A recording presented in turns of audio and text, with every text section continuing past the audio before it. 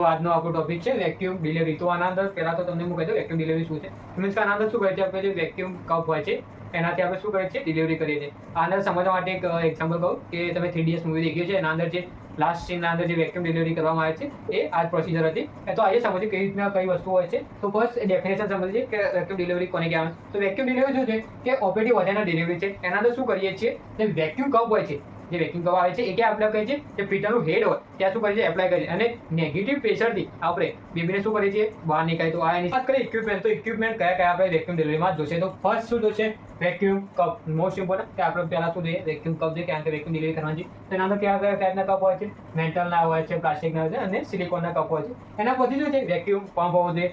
એના પછી છે જે કનેક્ટેડ ટ્યુબિંગ હોય એ આપણે જોઈએ, કારણ કે વેક્યુમ કપ અને જે પ્રેશર વેક્યુમ પંપ છે એને બંનેને કનેક્ટ કરવા માટે ટ્યુબ જોઈએ. એના પછી શું છે, રિલીઝિંગ વાલ્વ જોઈએ. મીન્સ કે જે તેનાથી તમે વધારે અને ઓછો કરી શકો. એના પછી કપની સાઇઝ મોસ્ટ ઇમ્પોર્ટન્ટ કઈ કઈ હોય છે, 40-50ની સાઇઝ હોય છે એમએમના અંદર. અને જે કપની સાઇઝ કઈ રીતે આપણે સિલેક્ટ કરી છે, તો જે બાયપરાઇટર ડાયામીટર હોય છે એના અકોર્ડિંગ આપણે શું કરીએ છીએ, સિલેક્ટ કરીએ છીએ. અને જે બાયપરાઇટર ડાયામીટર હોય એનાથી શું આપણે સ્મોલર લેવાનું હોય છે. પણ મોસ્ટ આપણે કઈ ચેક રાખીશું, ચેક કરીશું, બાયપરાઇટર ડાયામીટર ચેક કરીશું. એના પછી વેક્યુમ પ્રેશર મોસ્ટ ઇમ્પોર્ટન્ટ, અને કમ્પિટિવ એક્ઝામ પૂછાતો કે એમસીક્યુના અંદર. તો વેક્યુમ પ્રેશર કેટલું હોય છે, તો રિકમેન્ડ હોય છે 0.8 to 1 kg/cm. અને જે એપ્રોક્સિમેટલી એમજીમાં કરો તો તમે 600 થી 800 mg દેખવા મળે છે, એમાં હેજી દેખવા મળે છે. સોરી, એના પછી ડુ નોટ એક્ઝિમેન્ટ, કે આટલું બધું પ્રેશર તમારે ઓનાથી આગળ જવાનું નહીં. તો કેટલું છે, 1200 mm ઇન્ડિકેશન. કઈ કઈ એવી કન્ડિશનો છે કે જેના અંદર આપણે વેક્યુમ ડિલિવરી કરીએ છીએ. તો ફર્સ્ટ છે પ્રોલોંગ સેકન્ડ સ્ટેજ. મીન્સ કે જે સેકન્ડ સ્ટેજ છે જે પ્રોલોંગ થઈ ગયો હોય તો એના પછી શું છે, મેટલ એક્ઝિમેન્ટ. મીન્સ મધર જો બહુ પુશ કરીને થાકી ગઈ હોય તો એના અંદર શું છે, પછી છે FHI, મતલબ ફ્યુચર હાર્ટ રેટ છે એ કન્ટિન્યુઅસલી ડિક્રીઝ તમે દેખવા મળે તો તમે યુઝ કરી શકો છો. એના પછી need to short the second stage. Means કે તમારે જે સેકન્ડ સ્ટેજ છે એનો ડ્યુરેશન જો ઓછો કરવો હોય તો. અને ઓછો ક્યારે આપણે, મીન્સ કોઈ કન્ડિશન બધાની એવી છે, કાર્ડિયક રિલેટેડ કે એમને કોઈ એપીએચ છે, તો કોઈ બ્લીડિંગ ડિસઓર્ડર છે, કોઈ હાઇપરટેન્શન છે, કોઈ એક્લિન છે, કોઈ એવી કન્ડિશન છે, તો એના લીધે તમારે સેકન્ડ સ્ટેજ જો ડિક્રીઝ કરવો એનો ટાઈમ, તો એના માટે વેક્યુમ ડિલિવરી કરીએ છીએ. એના પછી છે ઇન્ડિપેન્ડન્ટ યુટેરાઇન રપ્ચર. મીન્સ યુટેરાઇન રપ્ચર થઈ ગયું હતું. એના પછી કોન્ટ્રાઇન્ડિકેશન. કઈ કઈ એવી કન્ડિશનો છે કે જેના અંદર આપણે વેક્યુમ ડિલિવરી કરી શકતા નથી. તો પ્રી મેચ્યોરિટી, મીન્સ કે જે બેબી છે પ્રીમેચ્યોર હોય, gestation વીક એના ઓછા હોય. એના પછી નોન વર્ટેક્સ, મીન્સ કે જે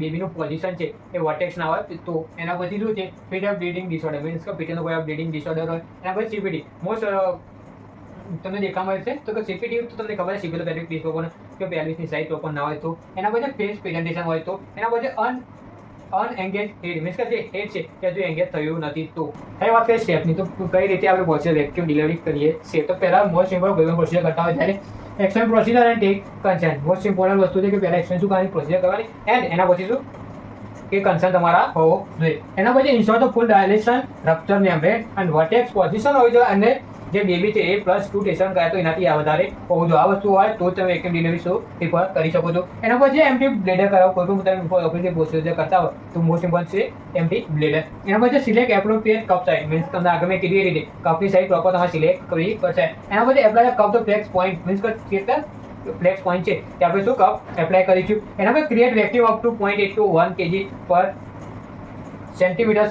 કેટલા 600 થી 800 mm હેજી. એના પછી apply traction in line with the pelvic surf during contraction. Means contraction આવી રહ્યા છે તો પેલ્વિક સર્ફના લાઇનમાં તમારે શું કપને રાખી અને પ્રેશર આપવાનું છે. Check for the sign of descent. Means કે પછી શું કરવાનું કે બેબી જેમ બહાર નીકળી છે એ સાઇનને આપણે શું કરવાના, અસિસ્ટ કરવાના છે. And release cup between contraction. Means contraction આવી રહ્યા નથી તો આપણે શું કરશું, જે કપ છે એને રિમૂવ કરે છે. એના પછી after delivery check scar for injury. Means કે બેબીનું જે હેડ છે એને શું આપણે અસિસ્ટ કરીએ, મીન્સ કોઈ એવી ઇન્જરી થઈ નથી કે નહીં.